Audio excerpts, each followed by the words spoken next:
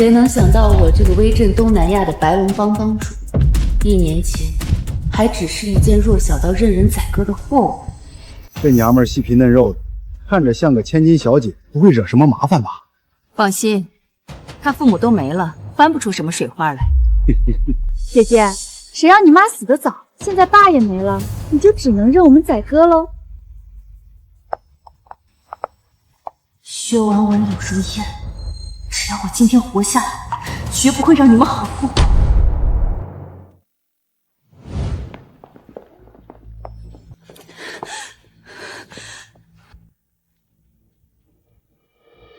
人肉展示架，好好表现，说不定今晚就有金主爸爸连你一起收了呢。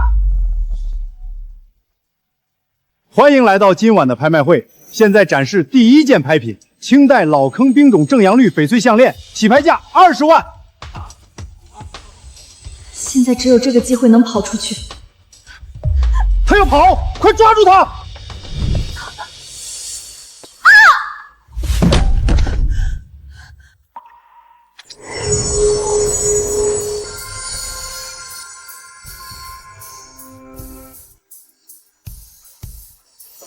头层牛皮皮鞋价值666元，山寨劳力士手表价值250元。我居然能看到这些物品的价格！臭丫头，想跑？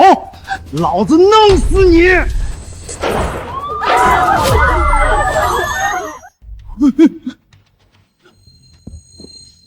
沈家的，给老子听着！从今天起，沈家地界都归我周天富了。识相的都给老子滚！哟，这还有个小美人儿，正好给老子尝尝鲜。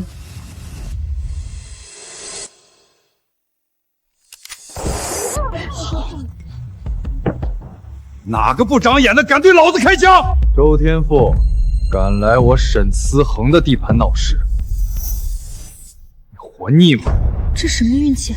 居然被我遇上了白龙帮2大堂主，黑吃黑现场。姓沈的，你们站着拍卖场也够久了，赚的钱是越来越少。你以为白爷还能忍你多久？像你这样不守规矩的人，白爷又能忍多久？好，规矩是吧？那就按规矩来。你老子当年靠一手鉴宝术拿下会所，我们就赌鉴宝。这是收藏家协会的陈老，就由陈老裁判。这是我最近收上来的藏品。其中会有几件赝品，2位可各自选定1件，价高者胜。姓沈的，你赢了，我把最赚钱的产业给你；我赢了，你除了要交出会所，还要跪着舔我的鞋。可以，但如果我赢了，我也不只要你的产业，你还要跪下来喊我爷爷。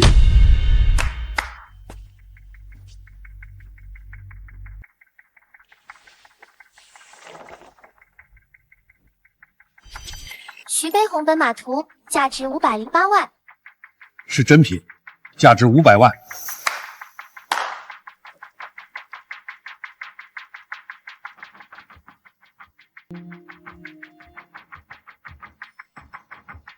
现代甜白釉瓷瓶价值1500元。这人居然拿了件假货，要是输了，我岂不是要落到那姓周的手上？风浪越大鱼越贵，或许我可以帮姓沈，然后让他放我离开。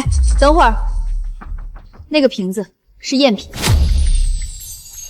姓沈的，你这货不怎么听话呀，还敢在这多嘴多舌，把他舌头割了。老板，我马上处理。我还以为只有姓周的不是好人，原来姓沈的也没人性。沈先生，你不信我的话，你的会所就要输出去了，到时候大家都没好下场。等等，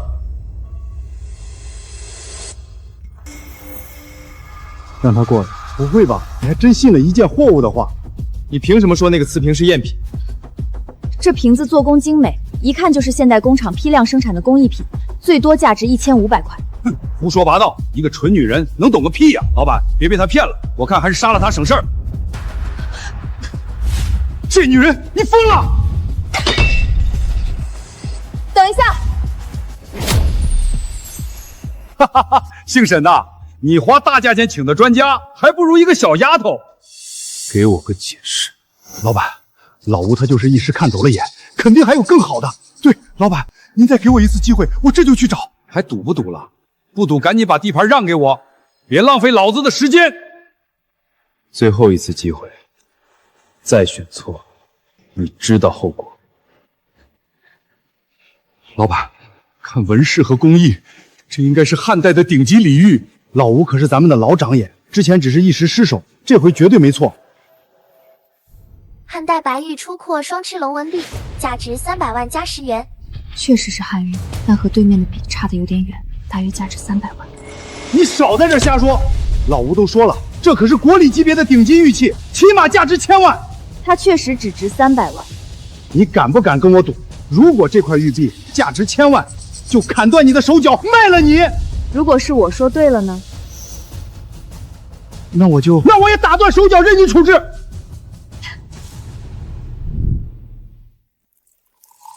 你干什么？再拿放大镜看看，这是看到了吗？很明显的贯穿伤，虽然修补过，但你应该知道，汉玉尤其是礼玉最重完整性吧？确实只值300万，这条裂纹影响了它的价值。愿赌服输。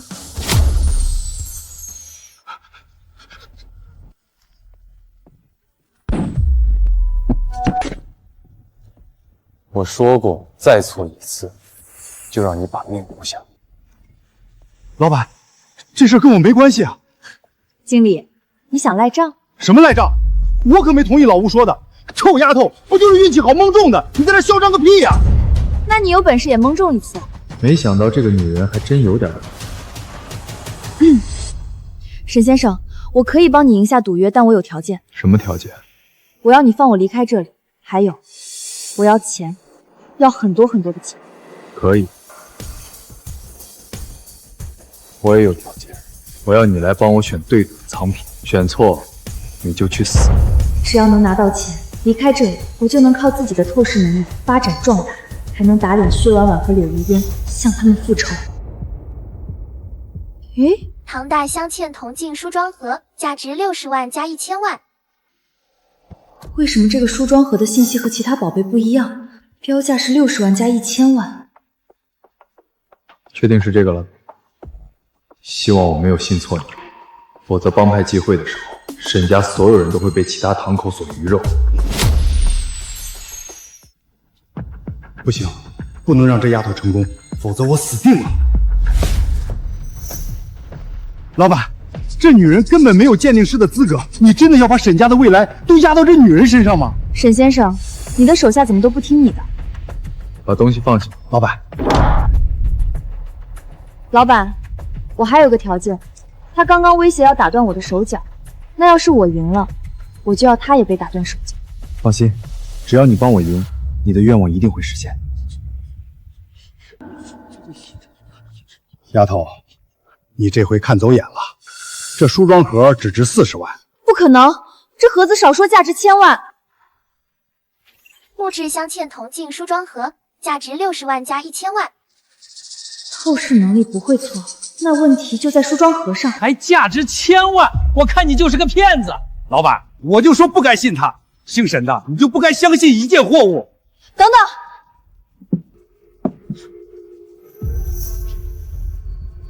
加上这个呢？就算加上这枚金钗，也只值60万。沈思航，看来你要输了。你耍我！我没看错，这盒子里有东西价值1000万。少拖延时间了，姓沈的，乖乖把地盘交出来。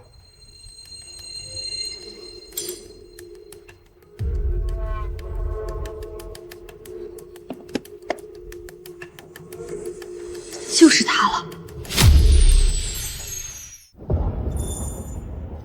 战国9山纹铜镜，价值1000万。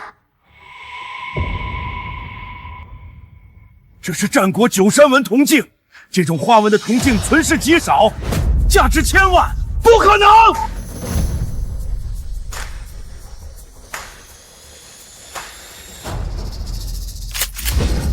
看来我才是最后的赢家，周老板，你是不是该履行承诺了？这可是我名下营收最高的休闲会所，姓沈的，你最好能守住它。周老板，还有呢？让我喊你爷爷，你做梦！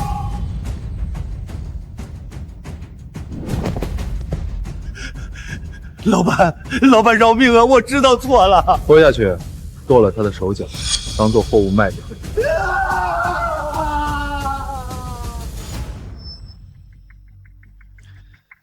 以后你就留在我身边，跟我做事。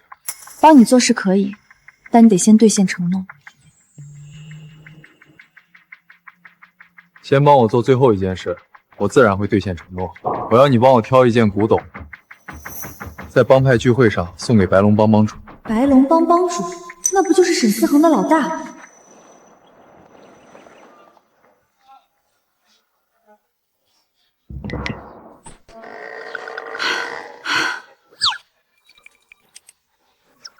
这已经是我能找到的最贵、最精美的文物了，你还想要怎样？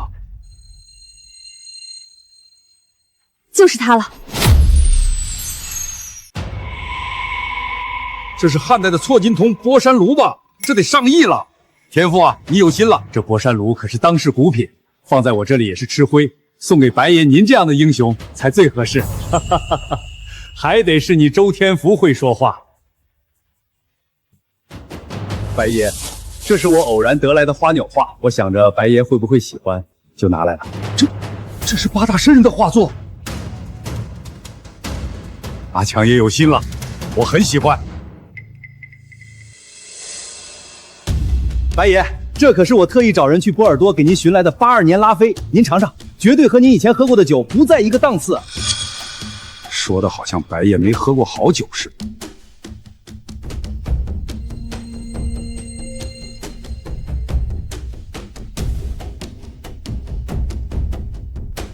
白爷，沈家现任堂主沈思恒到了。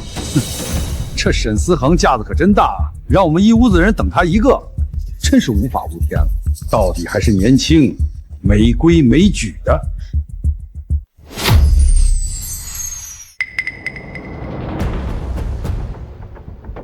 沈思恒，这都什么时候了，你才来，还带着不三不四的外人来。白爷，是思恒吧？咱们很多年没见了，来，让我看看。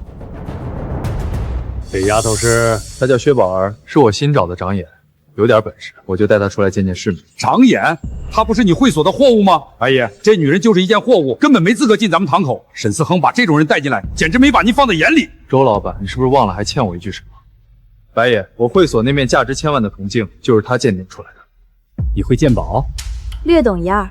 不用谦虚，能赢过天赋，你就不是略懂。沈思恒，你这头一回来堂口聚会，不知道给白爷准备了什么见面礼。对呀，周老板可是送了白爷上亿的博山炉，不像某些人来开堂会连礼物都不带。现代精仿西汉错金铜博山炉，价值6666。怎么还有零有整的？不过看你那么抠门，我就放心了。周堂主，您这礼送的可真大！西汉错金铜博山炉，华国冀州博物馆的镇馆之宝，世间仅有一件。您这件是真的，莫非博物馆那件是假的呢？少血口喷人！这就是民间流落的真宝贝，汉代的玉制用品，老子专门托人找到的。就是头发长见识短，不过是运气好瞎蒙中了一回，真把自己当什么鉴定专家了。你懂个屁的青铜器！你知道什么叫错金铜吗？你见过这么绿的包浆吗？我怎么瞧着这包浆像是上周的呢？要不周堂主给博物馆打个电话问问，确认一下。姓沈的，你存心的吧？故意让这个女人在这闹事儿，就是为了让我在白爷面前丢脸。我只是就事论事，怎么就是闹事了？你闭嘴！这里没有你说话的份儿。够了，都给我闭嘴！还嫌不够丢脸吗？白爷，这沈思恒好像还没献礼啊，我看他空着手，不会是什么都没带吧？堂口聚会要给白爷带礼物，本就是惯例。小沈啊，你这也太散漫了点，怎么能不带礼物呢？谁告诉你们我是空手的？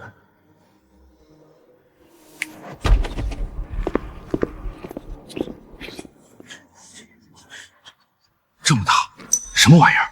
思恒啊，你这红布下面到底是什么？各位，这红布下面的东西，可比在场任何一件礼物都值钱。唬谁呢？还比在场任何一件礼物都值钱。你这么一说，我是越来越好奇了。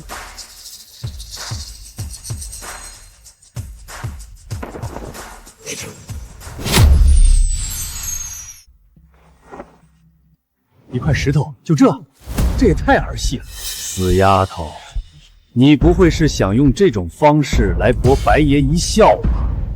还一块石头比在场所有礼物都值钱，我看你已有取死之道。丫头，你胆子倒是挺大。你知道欺骗我的代价是什么吗？欺骗你？我可没有欺骗你。这块石头确实如我所说的值钱。哼，小贱人，就算这块石头再大，你就是把它吹出花来，它也只是一块石头。沈思豪，就算你没能力弄到贵重的东西，也不该这么糊弄白爷吧？这明显是对白爷不敬啊！沈思豪，你不会早就对白爷不满了吧？现在沈思恒可是我的大老板，不能放任他被欺负。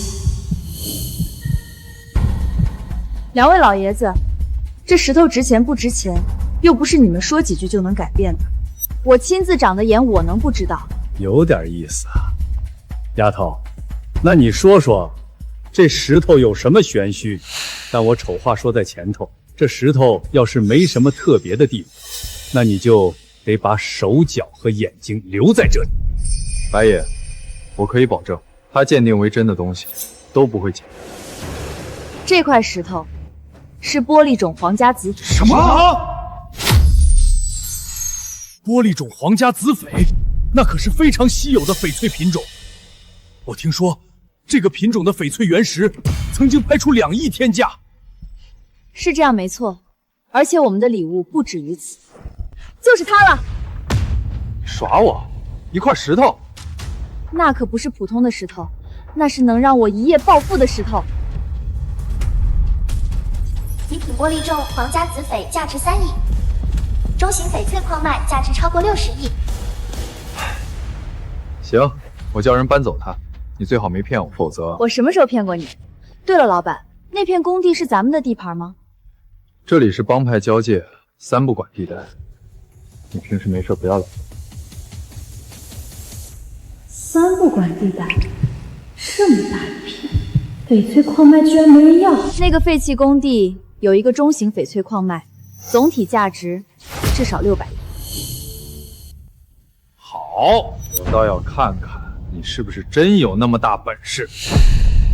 去找人开石，顺便查查他说的是不是真的。是。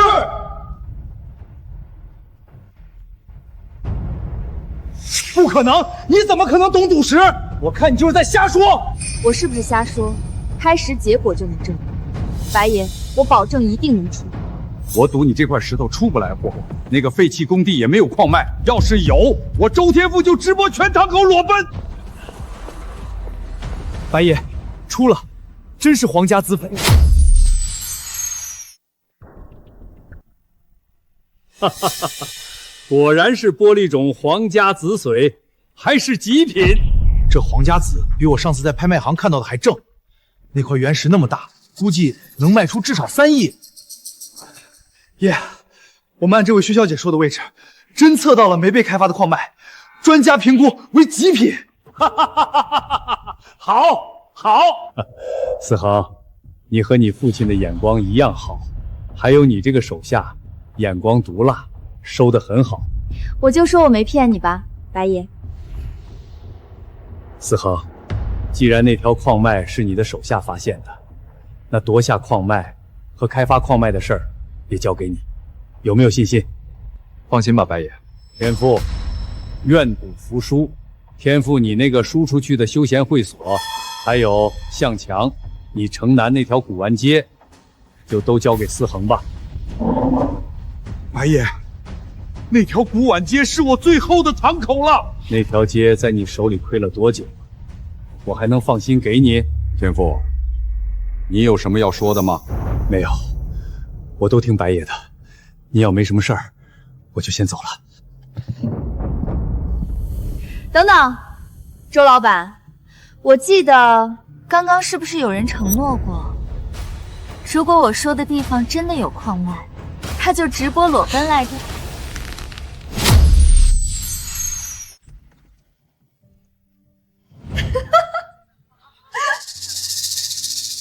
看什么啊？笑得这么开心。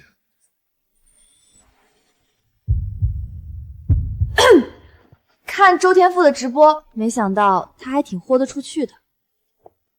周天赋能从草根走到今天的位置，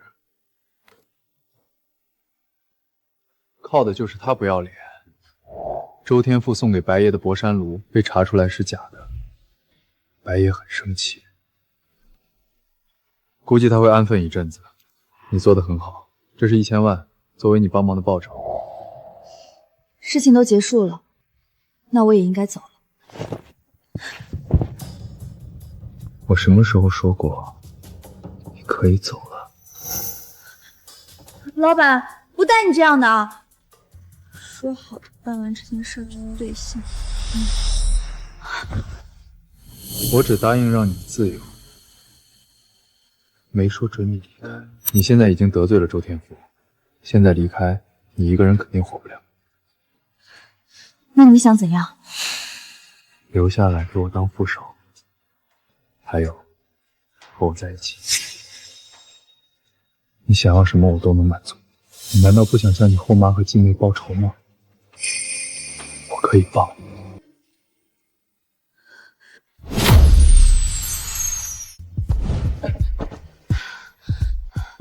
好啊，那沈爷想怎么帮我？我的人查到薛氏的资金链已经开始紧张，我正好要举办一场拍卖会，你后妈和继妹不会放过这个机会。拍卖会？沈家刚拿到这么大的蛋糕，总要邀请黑白两道的朋友来长长脸。这是我沈家的信物，沈家的资源随你调动。你到时候作为我的女伴一起出场，想怎么玩就怎么玩。沈爷为了把我留下，还真是下足了血本。沈爷，沈思恒，不会吧？这就害羞了？耀祖哥，这次真的多亏你，要不然我们都进不来。是啊，耀祖，我听说沈思恒、沈堂主现在风头正兴，年纪轻轻就成了白夜身边最受重用的堂主，要是能见到他就好了。放心吧，我可是沈爷的得力手下。沈爷今晚肯定会到。要能借这个机会跟沈家搭上线，我和婉婉就有机会更上一层楼了。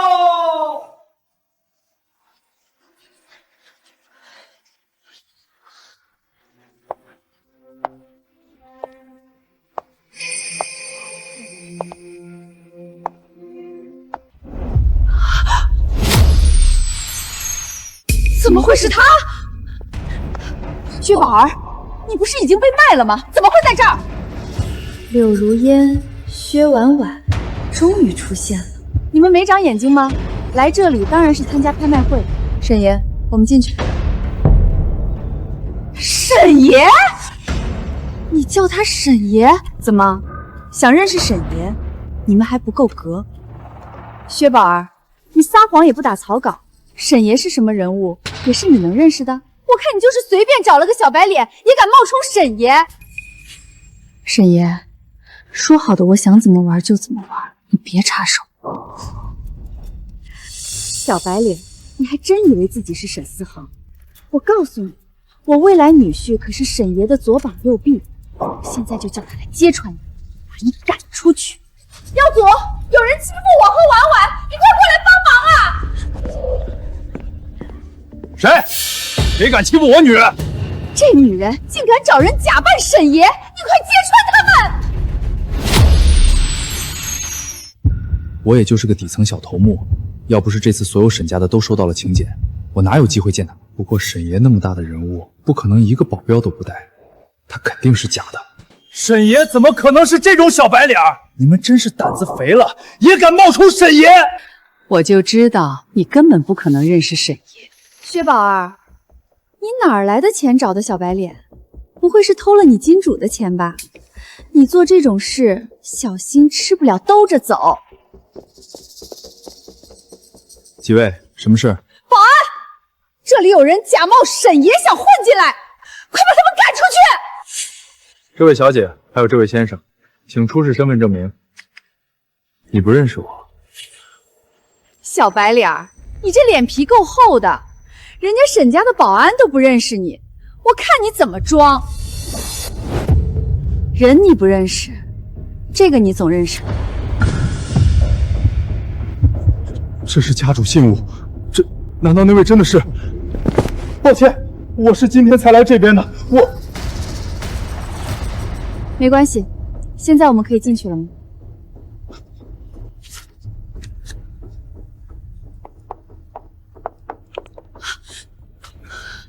娃娃，薛宝儿那个贱人不会真的认识了什么厉害的人吧？他能认识什么厉害的人？我看他就是不知道用了什么手段骗过了保安。放心吧，妈，等会儿拍卖会开始，他肯定要露馅。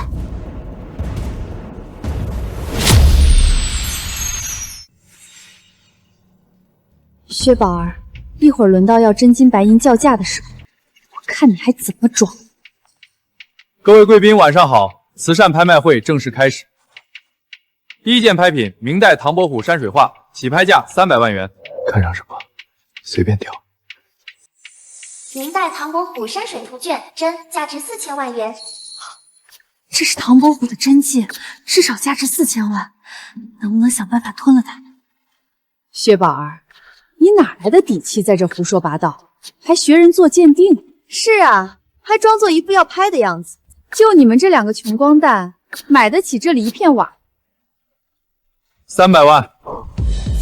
这小白脸，难不成真是买下薛宝儿的富二代？300万一次，300万2次，300万3次，成交。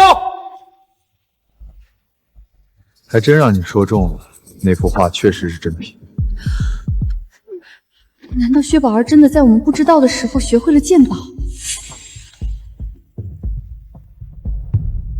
第二件拍品，木大长口翡翠原石，开窗料，起拍价300万。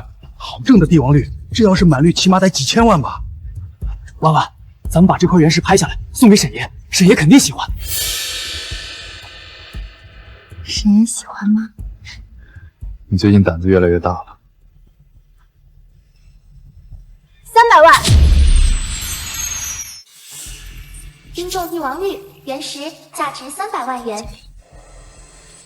这块帝王绿出货率不高，最多就值300万。但是薛婉婉既然想要，那我就必须陪她玩玩。900万。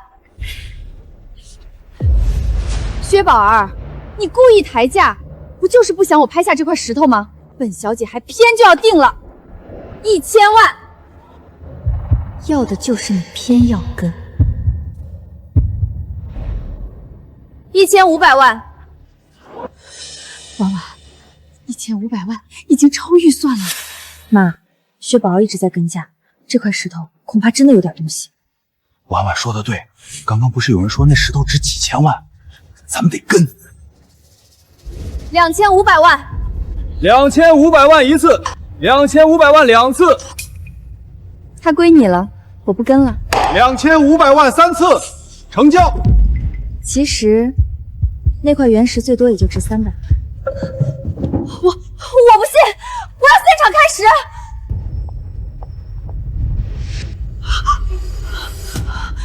你耍我们？对，我就是在耍你们，又怎么了？薛宝儿，我要你死！我完了，婉婉，老子记住你们了。没事吧？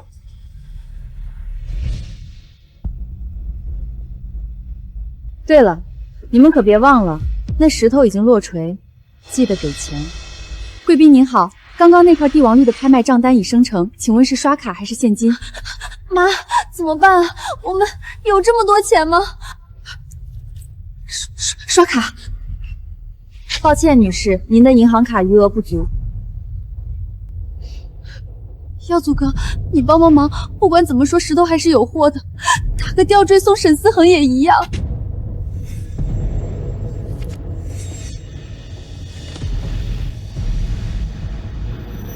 好了，戏也看完了，该走。沈爷慢走，宝儿姐慢走。什么？真的是沈思恒，完了，全完了！他妈害死我了！得罪沈爷，还把我也拖下水。薛宝儿，这笔账我要你100倍奉还。薛家那2个收拾完了，是时候利用我的异能大展宏图了。仿古书籍价值50元，仿古钱币价值200元，仿古花瓶价值500元。唉，就知道没那么容易淘到好东西。要不看看有什么好石头吧？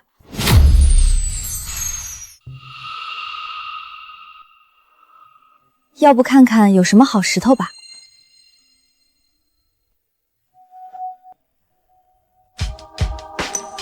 白少，您这眼光真是毒辣，这可是正宗的墨西沙料。您看这皮壳的颜色纹路，包出货。好，就这块了。劣质石料价值500元。等等，这是块麻皮料，就值500块。美女，你刚刚说这是块麻皮料？臭丫头，又是你！我警告你，少在这乱说话！要是坏了白少的大事，我让你吃不了兜着走！我这个人从不乱说话，我说它是麻皮料，它就是麻皮料。何以见得？这石头看似是块墨西沙料，其实是人工伪造的。你看，这皮壳都包浆了。臭丫头，别以为在白爷面前露过脸，你就可以为所欲为。白少都点头的料子，用你在这指手画脚，给老子滚！你就是给我爸找到矿脉的那个女鉴宝师薛宝儿？莫非你是白爷的儿子？没错，我叫白妍飞。我爸可没少跟我夸你，没想到你还是个大美人。你倒是和白爷有点不一样。听我爸说的你这么厉害，那你帮我看看这2块石头怎么样？这2块石头都不怎么样。诺化众挑花料价值1万元，诺众春带彩蒙头料价值9000元。这2块石头都不怎么样。白少，他一个毛都没长齐的丫头懂什么？我这的石头可都是从帕克和莫娜场口来的上好的料子。我让你说话了吗？这块的确是趴杆料，但不是冰种，价值也就1万出头。这块就更不值钱了，最多9000。这么有把握？要是你鉴定错了呢？我不会错。好，那我就看看你是不是真的这么厉害。请。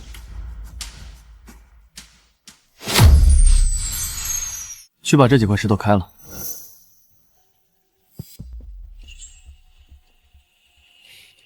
我想到了，要是你说错了，做我女朋友怎么样？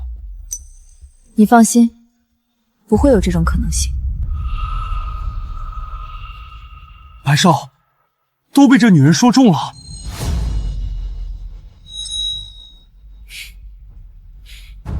看来你当不成我女朋友了。白少，既然你这里事情结束了，我是不是可以走？等等，其实我这次出来是想给我爸挑块石头，要不你帮我长长眼？既然是帮白爷挑石头，那这个忙我肯定得帮啊。我看过了，摆在外面的原石，这块最值钱，价值1500万。丫头，我承认你有点本事，但这破石头我早就开过了，要是能出货，还用得着你来？要是我赌对了呢？皮壳松散也没有透光，这真的能出好料吗？你不会看走眼了吧？我说过我不会错，麻烦拿根粉笔来。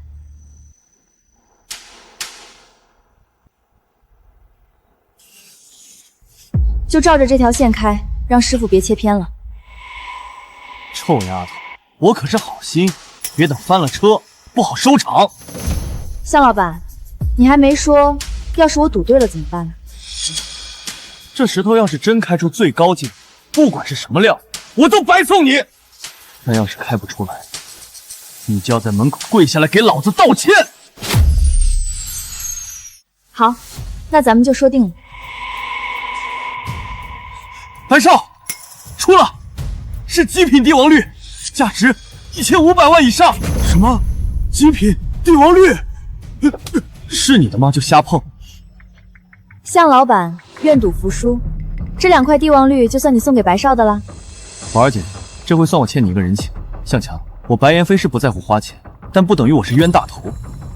我动不了你，但今天这件事我会如实上报给白爷。白少，我错了，我真的错了，求求你再给我一次机会。走吧，宝儿姐。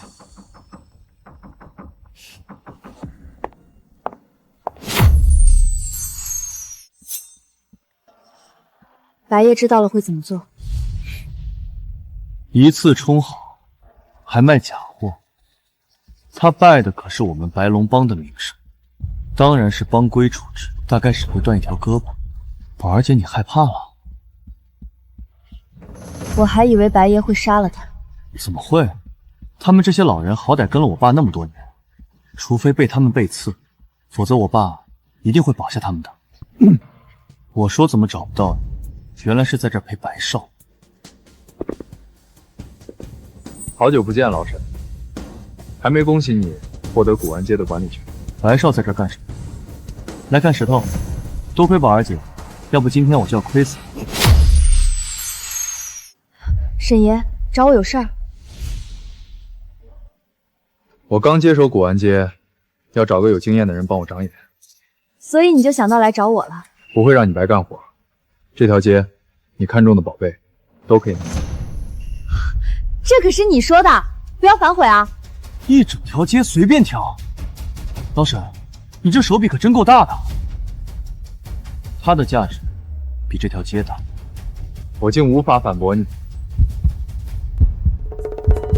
妈呀，被帅哥包围就已经很让人心动了，还被帅哥当着面夸，再这样下去我真的要把持不住的。走吧，不是说要帮你鉴宝吗？白少，那我们就告辞了。向强想来睚眦必报，你已经得罪了他，他很可能不会放过你。沈爷这就知道了。古玩街现在是我的势力，想知道什么并不难。那你还让我帮你长眼？让你长眼是真的。古玩街虽然归我管，但各家店铺背后各有其主，像向强这种弄虚作假的也不在少数。那个向强和周天赋是一伙的，你之前帮我打了周天福的脸，现在又打了向强的脸，以后你一个人少接近他们。这不是还有你吗？天塌下来有你这个高个的顶着，我怕什么？你倒是会找靠山。你现在可是我老板，我不靠你靠谁啊？薛宝儿是吧？有人让我们给你长个教训。靠山，你是不是乌鸦嘴？是向强派你们来的，你们知道我是谁吗？我管你是谁，你算哪根葱？小白脸，识相的就把那个女的交出来，要不然老子连你一起打！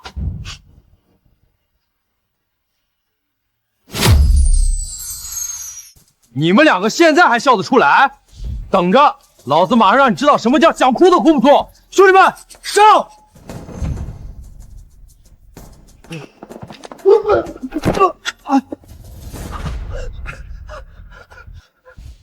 我再问一遍，是不是向强派你们来的？不说，就打断你们的手脚。我说，就是玉器店的向老板，他让我们好好给这位小姐一个教训，让她知道谁才是这条街的老大。你回去告诉他，我沈思恒也很好奇，他觉得谁才是这里的老大。沈思恒，你是古玩街新的话事人沈爷。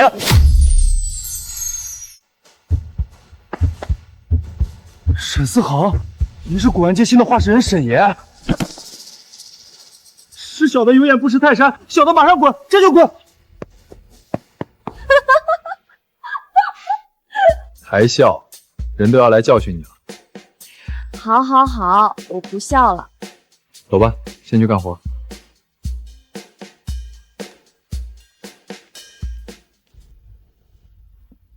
薛小姐、沈爷，这是我们老板多年前收来的镇店之宝，请长眼。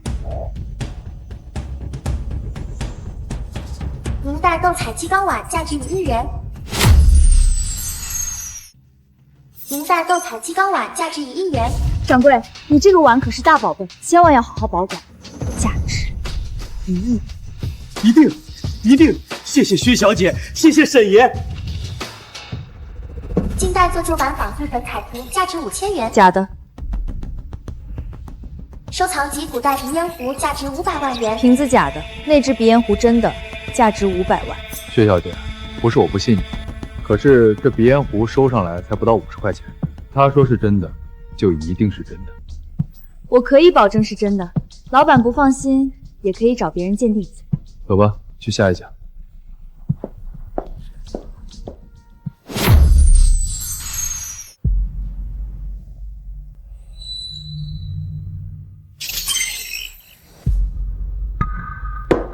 仿品，假的，假的，假的，假的。这么多件藏品，居然一件真的都没有，你不解释一下？沈爷，我也不知道呀，会不会是薛小姐看错了？告诉你们老板，你们铺子的情况，我会如实上报白爷，让他好自为之吧。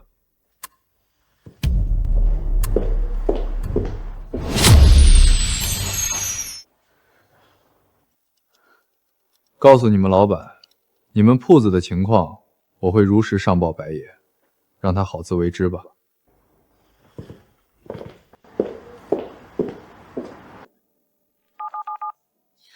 喂，周爷，出事了。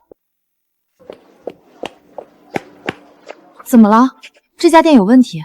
这家洲际拍卖行是周天富的产业。又是周天富？这么说，他们不光卖假石头，还在卖假古董。他不仁，我无义。白爷把古玩街交给我，正好还缺一只杀鸡儆猴的鸡。那家玉器店位置倒是很好，我想尽快发展起来。最快的方法就是利用异能鉴宝和赌石。不如，沈爷，你说这条街我看中的都能拿走，还算数吗？你看上洲际拍卖行了？那就是玉器铺。肥水不流外人田嘛，而且你把铺子给我，还能狠狠从周天富身上撕下来一块肉，不是吗？你倒是会占便宜，不过你的提议确实很有吸引力。那铺子是你的。那沈爷，合作愉快。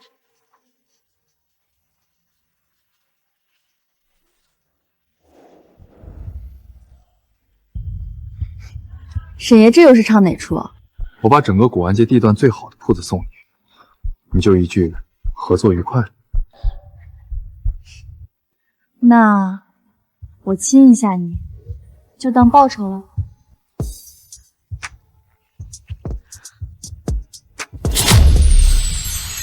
新店开业，大家随便看啊！哎，这之前不是家玉器铺吗？怎么那玉器铺老板连白少都坑，被沈爷带人赶走，估计回不来了。听说这个奇珍铺的新老板是白爷的人，鉴宝很有一套。当铺拍卖那只500万的鼻烟壶，就是他鉴定的。这么厉害，那他家的东西肯定都是好货，我得赶紧看看。对对对，咱都赶紧去看看，别好东西被人抢了。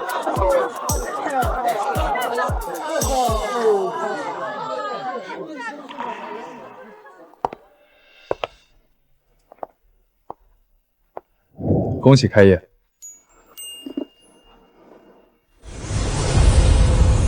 蒙朝青花瓷瓶，真，价值3000万元。好东西啊！正好我这店里还缺一件镇店的宝贝。薛小姐，生意兴隆啊！这是我爸给你送的开门礼。明八大山人墨河图，真，价值3000万元。谢白爷，谢白少。谢什么？都是自家人。白少最近很闲啊，沈爷不是很忙吗？还有空来参加宝儿姐的开业仪式。注意称呼，宝儿和你很熟吗？你不懂，我们这叫一见如故。谁跟你一见如故？两位大佬，咱能先把东西放下再说吗？这瓶子太沉了，我拿不动。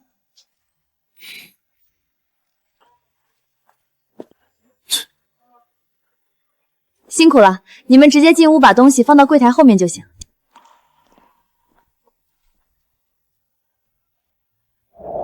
小样，还不是轻松拿捏你们。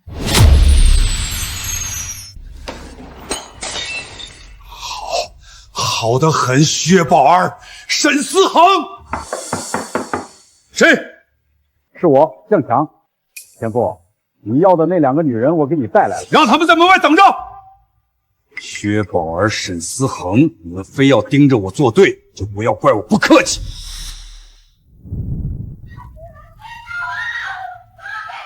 怎么回事？外面突然来了2个女人，自称是宝儿姐的亲戚，被宝儿姐用假货骗了，正在闹事儿。走，出去看看。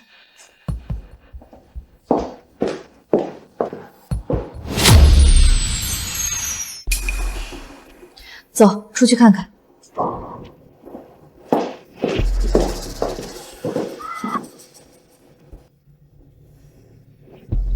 妈，你确定咱们真的要这么做吗？这可是沈爷的地盘，这要是让他知道了，咱们肯定会死的。要不是你非得拍那个破石头，这咱们家欠了一大笔钱，我们怎么会被姓周的逼到这个份上？我也是被骗的，都怪薛宝儿，都是他故意设计害我们。我们不好过，他也别想好过。就算死，我也要拖着他一起。旗舰铺的老板，给我滚出来！大家快来看啊！这家店卖假货，赚黑心钱啊！奇珍铺不是沈家新上任的长眼开的铺子吗？听说那个长眼还挺厉害的。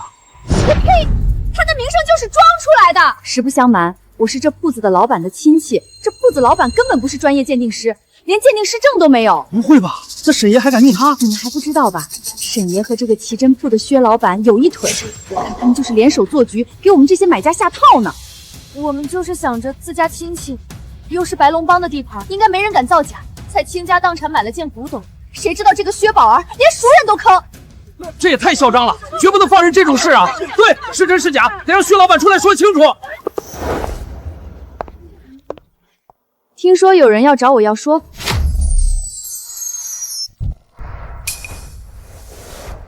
沈爷，这个薛宝儿拿一件假货，用真货的价格卖给我们，现在被我们发现了，总要给我们一个说法吧？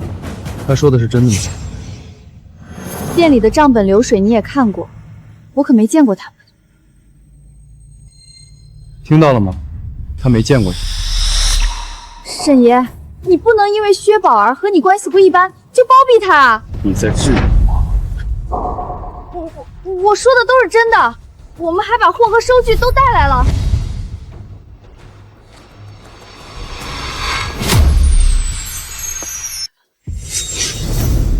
粗制滥造的珐琅彩花瓶，价值30元。就是这个花瓶，这可是我们母女攒了半辈子的钱，全打水漂了。这事儿你不适合出面，让我来。好，需要我帮忙就说。小事儿，看我的。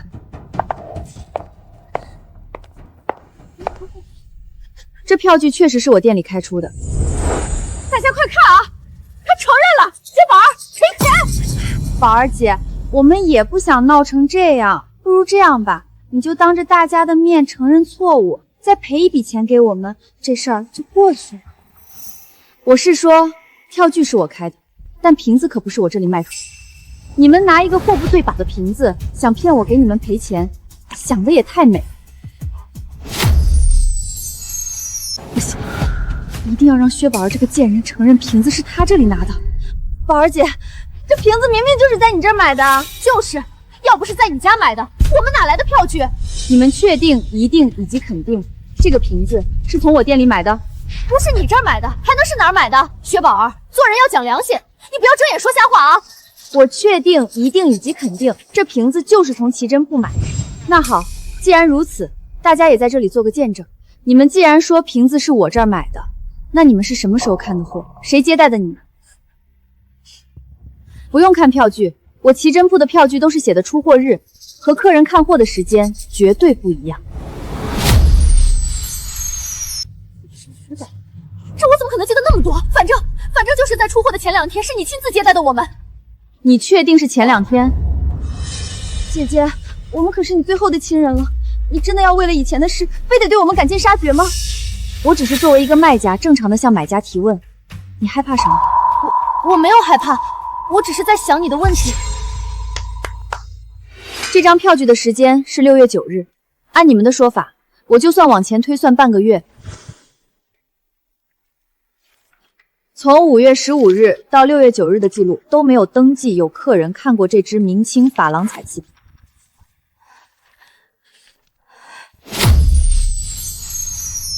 事实上，奇珍铺每件藏品都由我亲自经手，我记得一清二楚。票据上那件瓷器，买家实际是4月就已经在我这下了定金，只是这一买家来自海外，因为签证问题一直迟迟没有来取走这件藏品。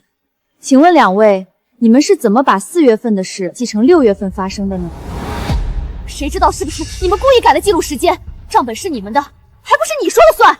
柳如烟，你还真是不见棺材不落泪。我说过，奇珍铺每件藏品都由我亲自经手，所以有一个最直接的方式可以证明：指纹。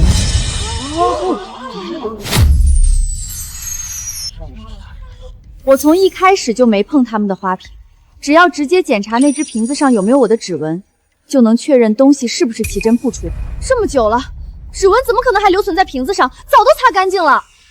有一个地方，只要是收藏古董花瓶的人，就一定知道不能碰，那就是瓶底的印针部分。怎么样？要不要做个鉴定？带下去，审问清楚，看他们到底有什么目的，然后处理。是。放心吧，今天之后，他们不会再出现在你面前。我不是担心这个，我只是担心票据被冒用的事会越来越多。你的意思是，薛婉婉和柳如烟怎么拿到这张票据的？恐怕这件事儿得报告给本。宝儿姐，果然如你所料。好好说话，少动手动脚。看得真紧。按照你给的线索，我们从藏品买家和票据流向2个方向做了调查，结果还真被我们找到几个老熟人。周天富，又是他！还好你们发现的早，这个周天富早就串通了一帮造假和倒卖古董的贩子，骗了道上不少人。我爸知道后差点没气死。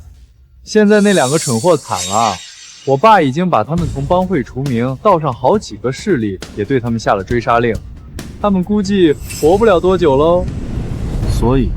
所以你到底是来干什么的？我是来通知宝宝姐，我爸有意向让她接手空下来的堂主位置。怎么样，宝宝姐，敢不敢上？有何不可？宝儿，我很看好你，以后白龙帮就靠你们年轻人了。谢白爷厚爱，宝儿定不负所托，誓死效忠白龙帮。好，起来吧，坐下说话。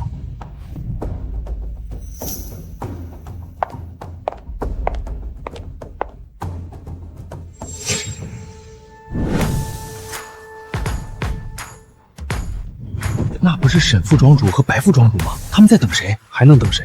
当然是白爷去世以后，这2位力挺上位的新帮主，宝儿姐。宝儿姐好。白龙帮帮主，这只是一个里程碑。有了透视异能的我，还将走得更高更远。宝儿姐，这是奇珍堂上个月的账目，码头那边的货已经全部清点完毕，没有问题。古玩街最近假货泛滥，已经有3家同行打了眼。从今天开始，所有超过500万的藏品入库之前必须经过奇珍堂复验。以前一直都是各堂自行验货。以前是以前，白龙帮现在的一举一动都有人盯着。宝儿姐是担心有人做局？不是担心，是一定会有人做局。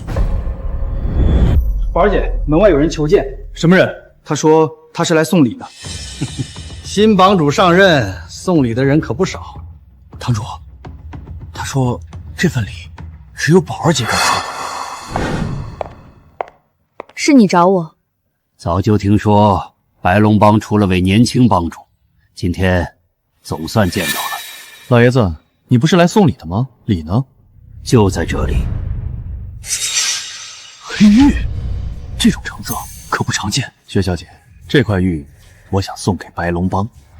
天下没有白送的东西。果然，那我换个说法，我想请薛小姐替我看一样东西。有人说它价值3000万，也有人说它一文不值。薛小姐觉得呢？不像现代风品，包浆也很自然，不会真值3000万吧？这块玉不完整。继续。准确的说，它只是另外一块玉的一部分。一块玉还能分成2半？你们看这里，断口虽然经过打磨，但纹理并没有完全衔接，说明它不是天然成型，而是后期分离。很好，那你再看看它真正值多少钱？薛小姐，看出来了吗？老人家，你今天来不是为了鉴宝哦？你是在找人，或者说你是在确认有没有人能看懂它？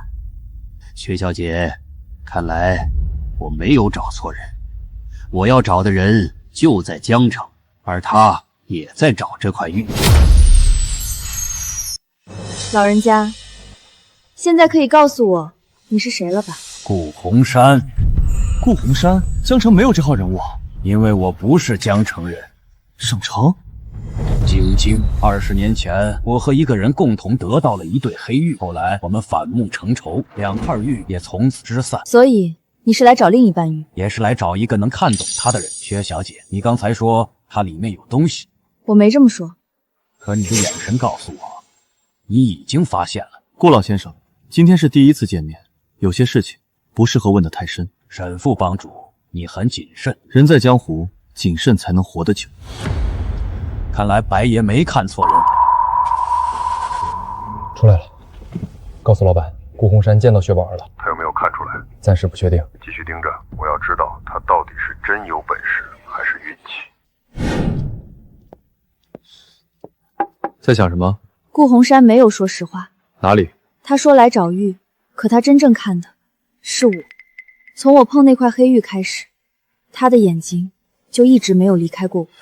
你的意思是，他在试我？为什么？因为他知道正常人根本看不出来那块玉真正的问题。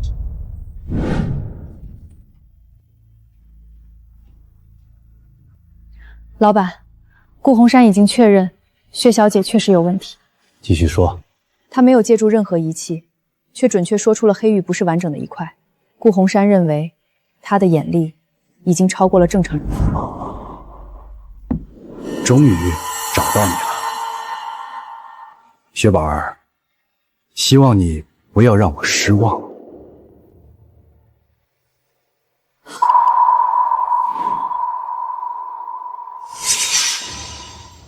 这块玉里面竟然藏着一张地图。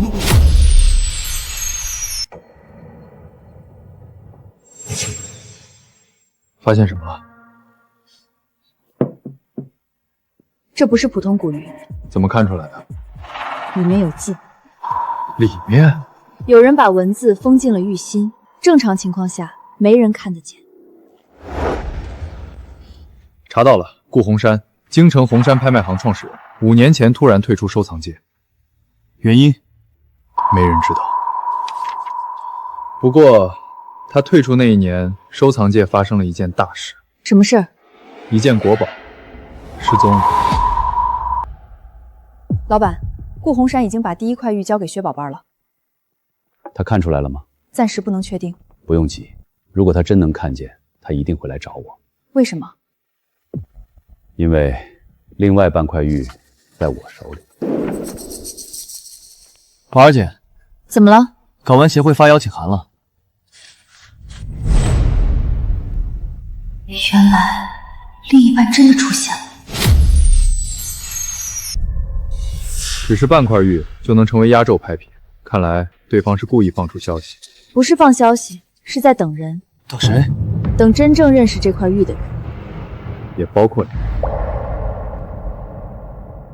查到了，这场珍宝交流会由江城古玩协会主办，陆文谦担任主席。陆文谦年前空降江城，接手江城最大的拍卖行，2年前成为古玩协会副会长，半年前会长退休，他顺理成章接任。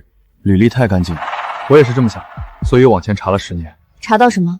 什么都没有。一个人不可能没有过去，除非有人替他把过去抹去了。顾老，许久不见，少来这一套。我今天来只问一句：另一块玉为什么会出现在交流会上？因为它应该出现。你知不知道这会害死人？顾老，真正害人的从来不是玉，而是贪心。你到底想干什么？20年前，有人为了它毁掉了半个收藏权，如今也该有个结果了。这场交流会，我不建议你去。担心是局。顾洪山刚出现，另一块玉立刻现身，事情不会这么急。如果真是局，那他们设局的人比我们更着急。为什么？因为他们已经知道我一定会去。看来他们想钓鱼。可他们不知道，有时候鱼也会吃人。他收下邀请函了吗？收下了。他会来吗？会。为什么这么肯定？因为他已经见过第一块玉，他一定想知道另一半的秘密。很好，交流会当天我要亲眼看看他到底是真有本事，还是装神弄鬼。华儿姐，这是这次珍宝交流会的参会名单。江城几家大的古玩行都来了，不止，省城的天宝阁、万珍楼、居雅轩也都派人来了，还有不少私人收藏家。陆文谦，他不仅是主持人，还是这次压轴拍品的担保人。一件连来历都没公开的拍品，他敢做担保，说明他很有把握。或者说，他早就知道不会有人质疑。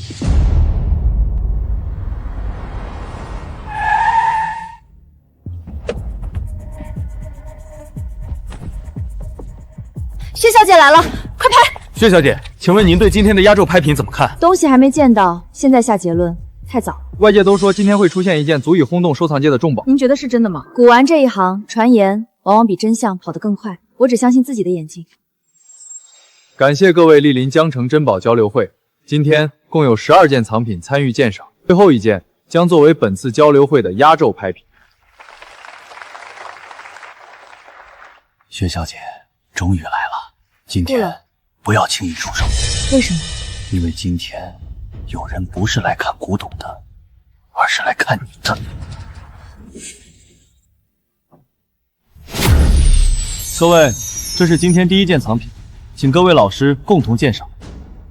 开体细腻，青花发色浓艳，釉面莹润，底组自然，我认为是清雍正官窑珍品。薛小姐，您怎么看？他们开始了。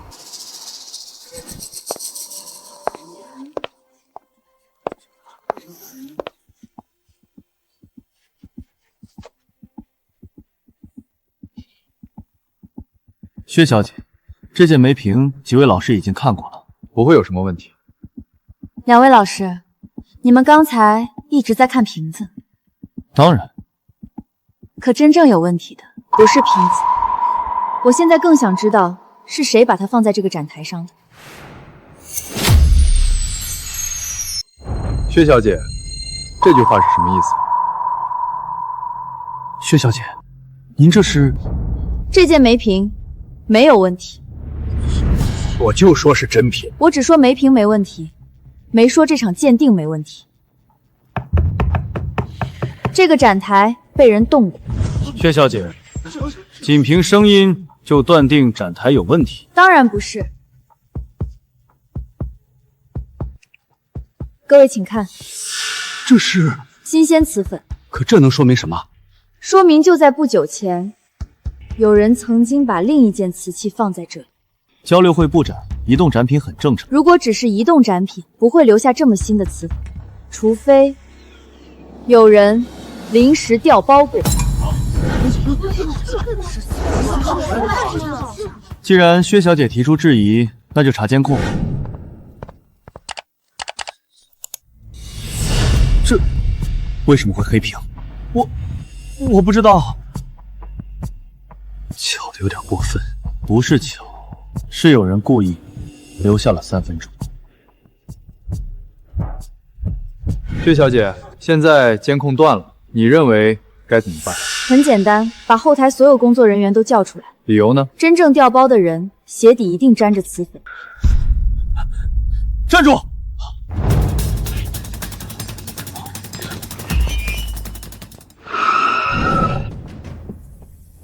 废物！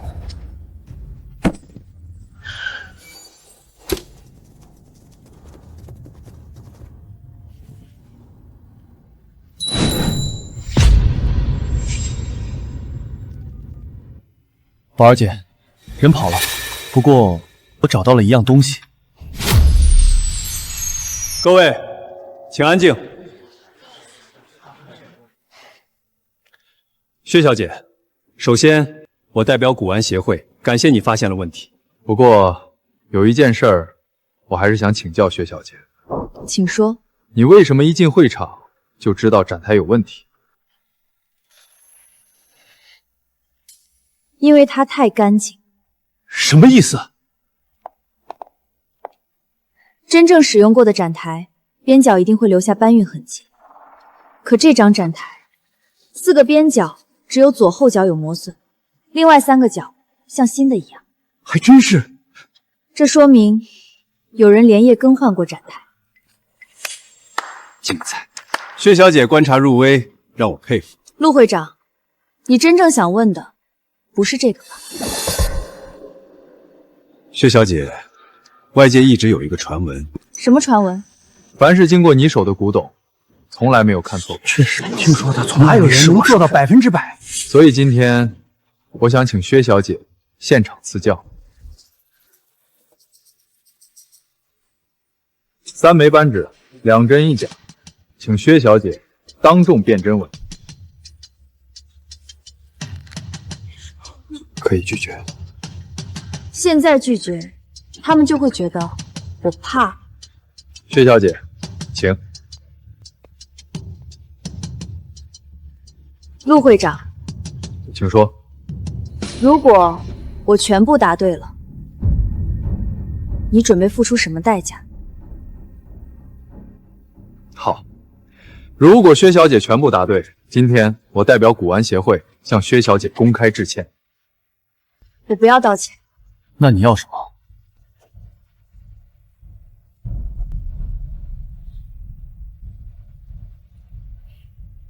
我要提前见到压轴拍品。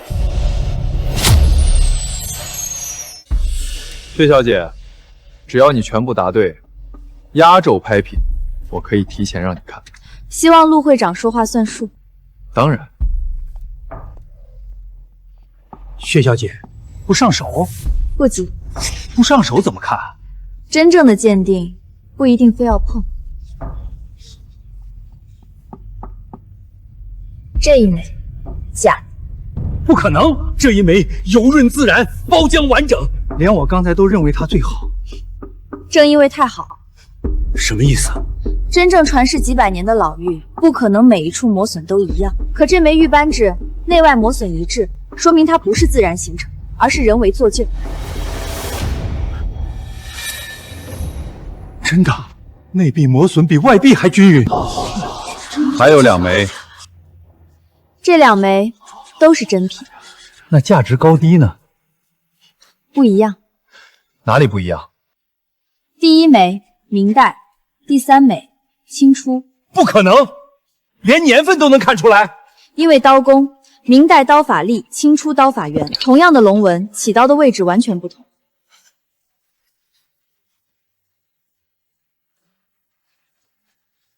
薛小姐说的一点没错。精彩，果然名不虚传。陆会长，现在该兑现承诺了。当然，薛小姐，请。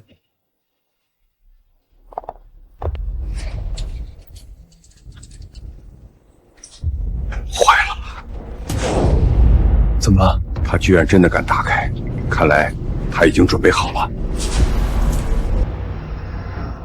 宝儿怎么了？这块玉被人换过。你说什么？真正的玄天玉已经不在这里。薛小姐，你刚才说什么？我说，真正的玄天玉不在这里。不可能！这块玉经过层层暗宝，怎么可能被换？薛小姐，你有证据吗？当然。各位请看。什么都没有。不是看玉，看吊绳。吊绳？玄天玉一直采用双股金丝绳悬挂，因为它重量特殊，普通丝绳承受不了。可现在也是金丝绳。这是新编的，不到半个月。薛小姐，一根绳子说明不了什么。那如果连玉上的磨痕都变了呢？顾老，您见过真正的玄天玉？见过。它左下角是不是有一道极浅的月牙磨痕？那不是人为损伤，而是2块玄天玉长期拼合留下的自然磨痕。没有，真的没有。什么意思？难道真被调包？不可能，保险柜根本没人打开过。谁说一定是在这里调包？薛小姐，精彩，真是精彩。可惜你还是错了。哪里错了？因为从来没有人说过，展柜里的一定是真正的玄天玉。什么意思？复制品？今天的压轴拍品本来就是复制品。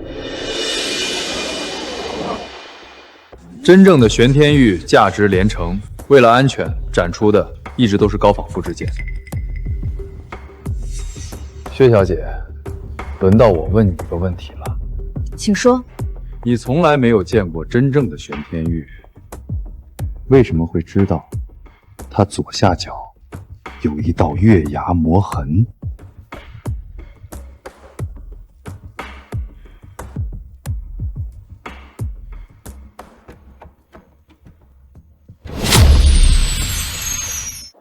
薛小姐，既然从未见过真正的玄天玉，那你又是如何知道它左下角有一道月牙磨痕？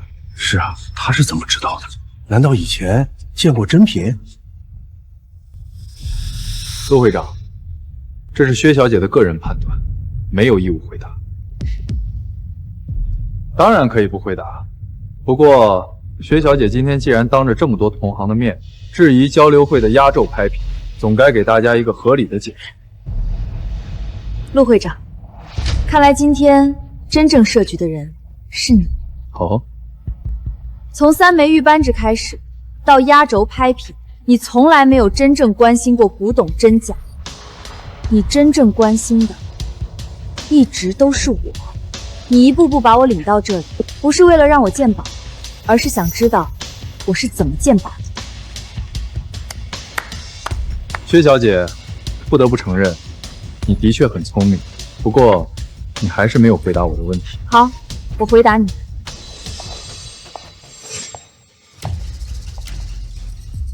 我之所以知道，不是因为我见过真品，而是因为这块复制品复制的太完美了。太完美了。真正经历几百年传承的古玉，不可能每一处痕迹都完整保留。复制者为了追求完美，反而遗漏了岁月留下的缺陷。你的意思是，越像反而越假？古董最大的特点，从来都不是完美，而是真实。陆文乾，够了，今天这场戏该结束。顾老，您急什么？你利用交流会试探薛小姐，已经坏了收藏界的规矩。规矩？收藏界什么时候讲的规矩？谁有眼力，谁就有资格说。各位，今天的交流会到此结束。不过，半个月后，江城秋季国际拍卖会，真正的玄天玉将会正式亮相。真品要公开，这怎么可能？是真是假？半个月后，欢迎各位亲自检。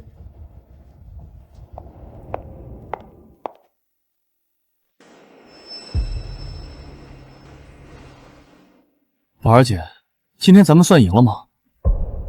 不，今天我们输了。输了？从我踏进交流会开始，陆文谦就已经达到了目的，他在确认你的能力，而且他已经确认了。薛小姐，从今天开始，你真正的麻烦才刚刚开始。薛小姐，半个月后的拍卖会，希望你一定到场，因为真正的游戏现在才开始。既然你想玩，那我就陪你玩到底。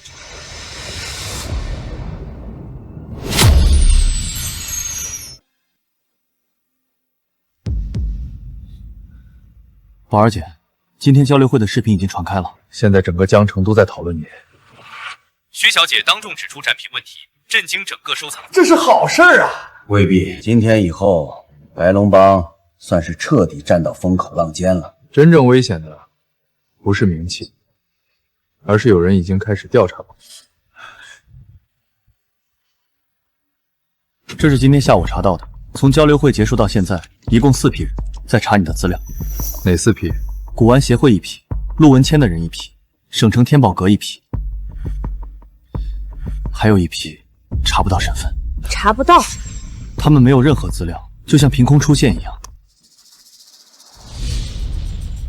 请问哪位是薛宝儿小姐？我是。您的快递请签收。谁寄的？匿名。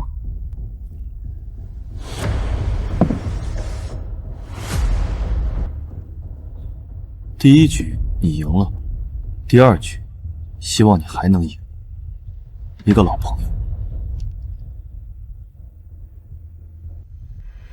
他已经收到东西了，他一定会收下。下一步怎么办？交流会只是资格测试，真正的游戏现在开始。需要我做什么？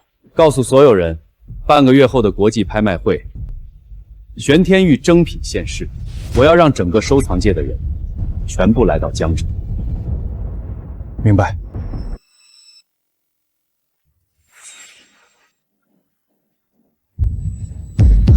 拍卖会上，小心身边最相信的人。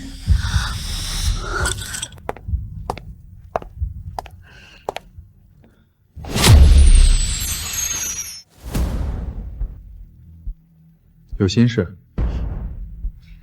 只是觉得这盘棋越来越有意思。顾洪山、陆文谦，还有那个一直没有露面的幕后人，他们3个未必站在同一边。所以，他们说的话，一句都不能全信。包括顾洪山，包括任何人。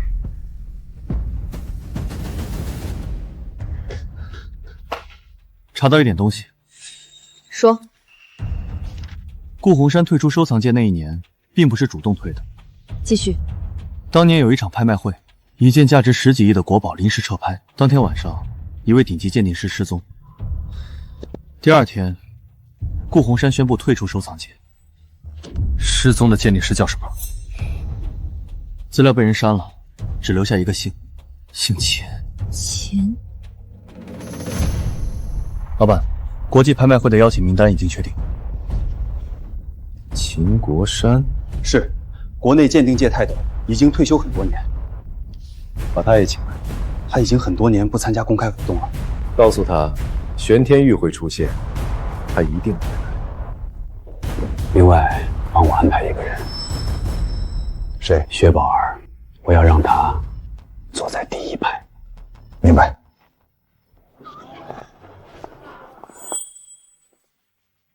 顾洪山第一次出现就是在这里，我想再看看。宝儿姐，您来了。前几天那位老人后来还来过吗？没来过。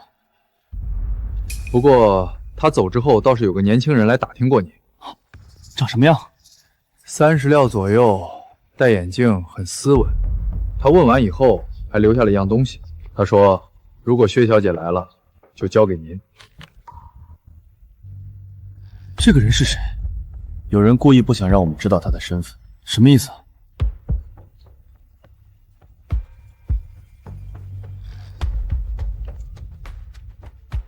薛小姐，收到我送你的第2份礼物了吗？你到底是谁？别急，国际拍卖会那天我们会见面的。不过，在此之前，我劝你最好别再查那张照片，否则你会失去一个最重要的人。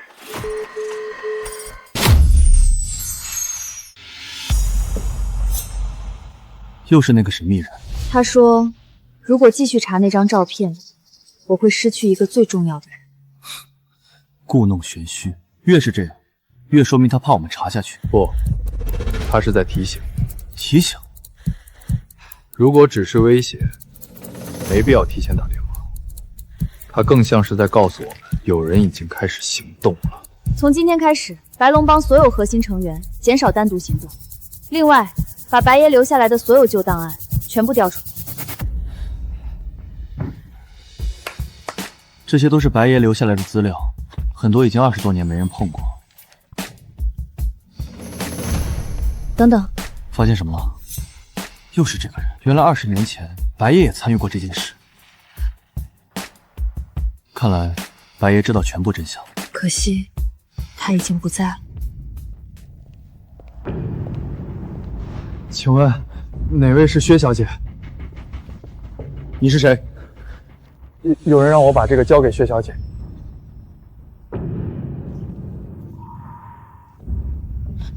别追。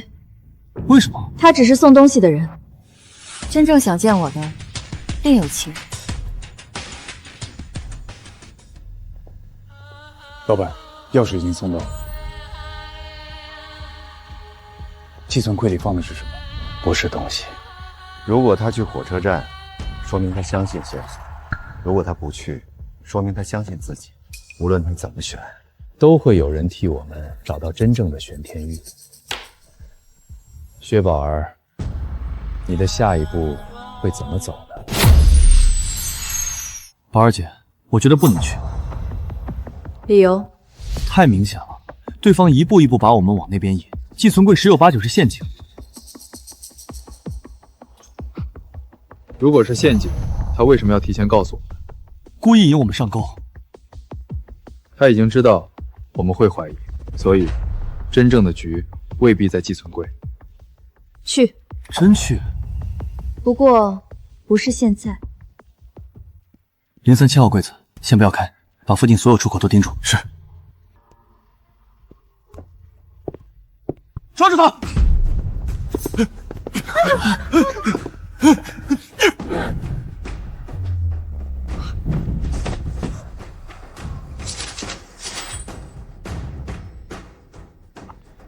宝儿姐，你千万别离开白龙帮。薛小姐，寄存柜是不是出现了您知道？20年前，他们也是用同样的方法，把所有人的注意力引到一个地方。结果呢？真正的东西却在另一个地方被人带走了，叫虎离山。真正的目标。宝儿姐，不好了！发生什么事了？保险库被人闯进去了！什么？我们的人发现的时候，里面已经被翻得一团乱。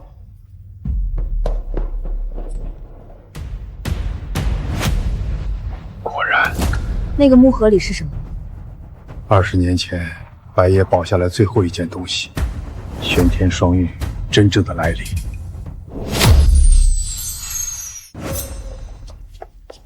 门锁没有被撬，监控也没有报警。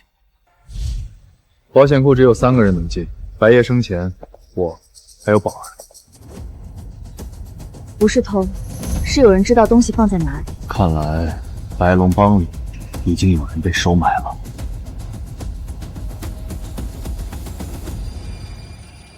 保险库失窃，今天开始，所有人不得离开总部。宝儿姐，你怀疑我们？我不怀疑任何人，但也不会相信任何人。我们跟了白爷10几年，绝不会做这种事儿。正因为如此，才更要查清楚，还所有人一个清白。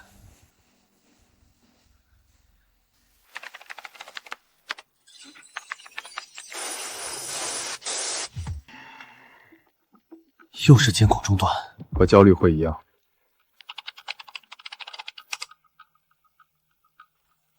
放大。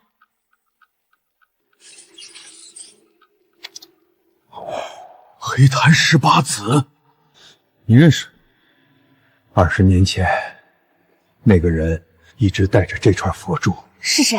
秦国山。秦国山曾经是国内最年轻的鉴定宗师，也是我的师弟。后来呢？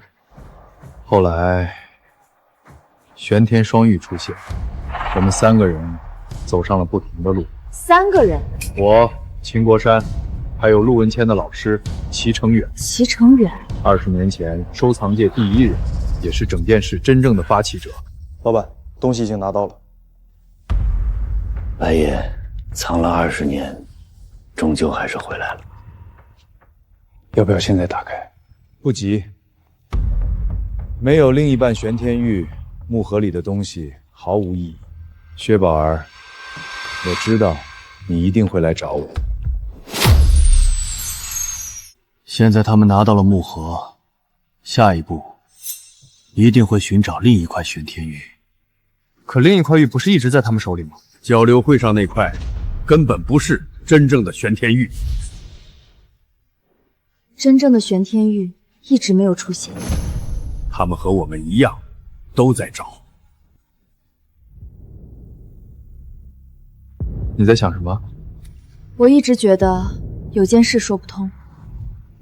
什么？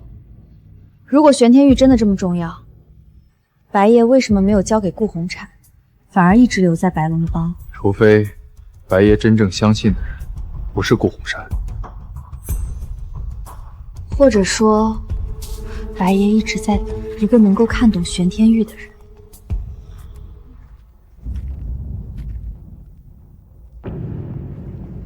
白爷，如果您还在，一定知道该怎么做。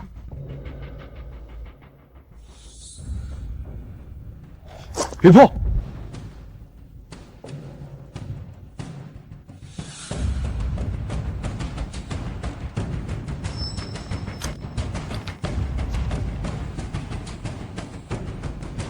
他还活着。顾红山曾说过，秦国山已经失踪20年，如今竟然主动出现了。陆会长，所有安保系统已经完成。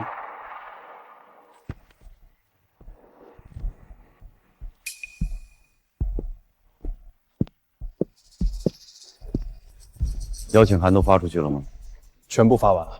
很好，这一次我要的不只是玄天玉，还有一个答案，关于薛宝儿。如果他真有那个能力，拍卖会当天他一定会暴露。宝儿姐，出事了！说，国际拍卖会更新了拍品名单，什么意思？没人知道，整个收藏界现在都在猜。真正的宝物不在拍卖台上，而在参加拍卖的人里面。整个收藏界已经炸了，所有人都在猜，为什么临时撤掉玄天玉？越神秘，越容易吸引所有人过去。这正是他们的目的。那我们还去吗？去，而且要高调的去。你准备主动入局？既然他们一直在等我，那我就让他们等到。老板，薛宝儿已经确认参加拍卖会。很好，不过顾鸿燊也会到场。他一定会来，因为他等这一天已经20年了。需要提前处理吗？不用，真正该出场的人还没有出现。查到了。说。国际拍卖会期间，江城国际酒店入住了一位特殊客人。谁？确定吗？身份证登记，不会错。看来他终于肯现身了。去酒店。薛小姐，有什么需要帮助的吗？我要见秦国三先生。抱歉，秦先生1个小时前已经退房了。退房？不过他离开前留了一样东西。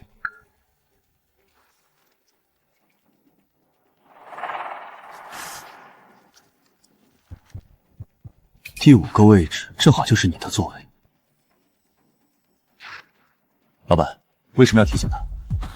不是提醒，那是什么？我只是想知道，他到底会相信秦国山，还是相信自己？如果他换座位呢？那说明他开始怀疑所有人。如果他不换，说明他更相信自己的判断。无论他怎么选，真正的猎物都已经进入猎场了。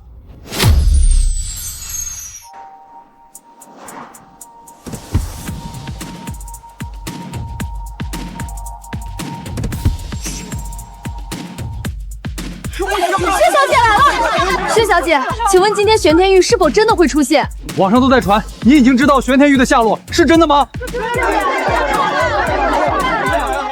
今天我也是来寻找答案。那您对今天最大的期待是什么？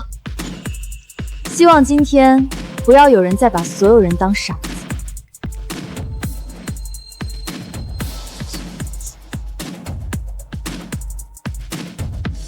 越来越像他了。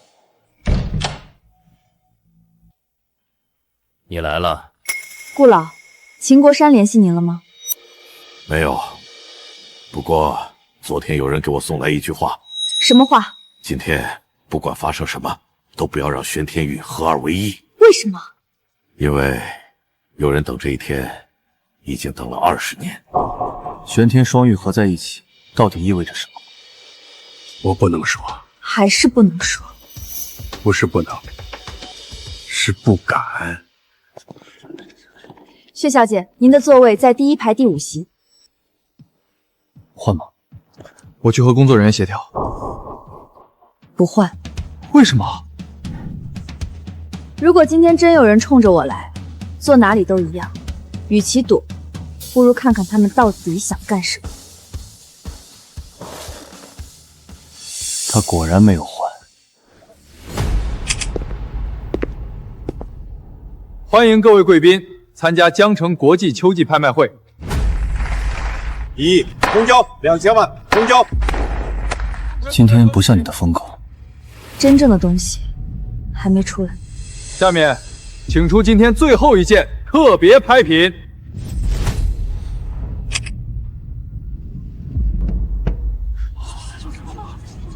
什么意思？今天不是拍古董吗？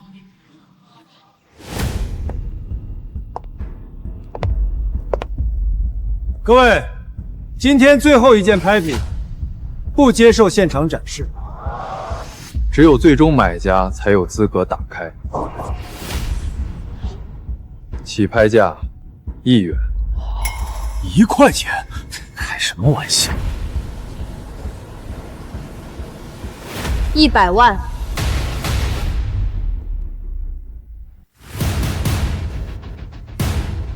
1个亿。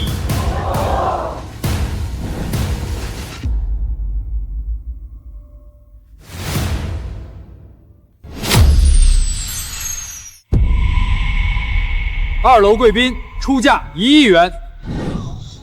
一块不知道是什么的东西值1个亿？他买的不是东西，是秘密。薛小姐，还跟吗？不跟。里面不是玄天玉。不是，他们真正要拍卖的是线索。1亿元第1次，1亿元第2次，1亿元第3次，成交。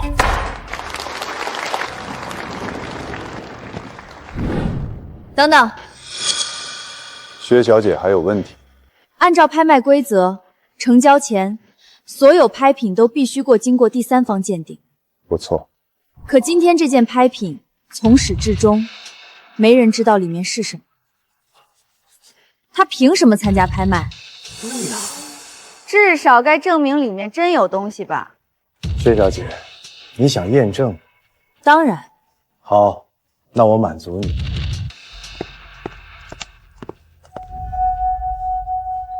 是你，师兄，20年没见了。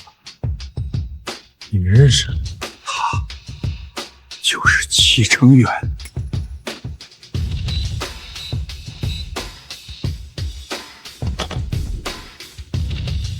是文件，花1个亿买这个。各位，今天真正拍卖的不是宝物，而是进入玄天秘库的资格。玄天秘库，真正的玄天玉从来都不是目的，它只是钥匙。薛小姐，现在你应该明白为什么所有人都在找玄天玉了吧？所以，你布局20年，只是为了打开秘库？准确的说，我是为了等一个人。等谁？等他。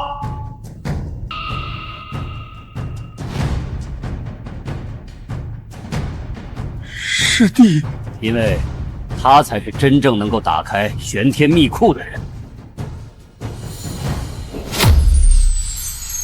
20年了，终于等到了。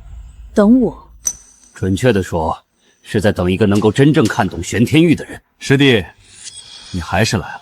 如果我不来，你会毁掉这一切。今天也是时候结束了。20年前，我们找到玄天双玉，也找到了秘库，可惜没有人能够真正打开它。为什么？因为玄天玉只是第一把钥匙，真正的钥匙是眼力。眼力？什么意思？真正的玄天玉内部藏着一套几乎无法发现的机关纹路，只有能够看穿内部结构的人，才能找到开启秘库的方法。薛小姐，你的能力就是最后一把钥匙。薛小姐，加入我。玄天秘库里的所有东西我们平分，你做梦、财富、地位，整个收藏界都会属于。我有个问题，请说。 20年前，为了这座秘库死了多少人？成大事，总要有人付出代价。那我告诉你我的答案，我拒绝。看来你和白爷一样，都喜欢做错误的选择。白爷从来没有错。怎么回事？快报警！各位不用紧张，今天谁都不会离开。齐成元，你疯了吗？我等了20年，今天谁也阻止不了我。怎么会有警察？是你！20年前我输了，今天我不会再让历史重演。所有人不许动！齐成元、陆文谦，你们涉嫌组织文物走私、非法交易、故意杀人等多项犯罪，现在依法对你们实施逮捕。薛小姐，你赢了，可你别忘了，真正的玄天玉还没有出现，我们的游戏并没有结束。一切结束了吗？不，真正的答案才刚刚开始。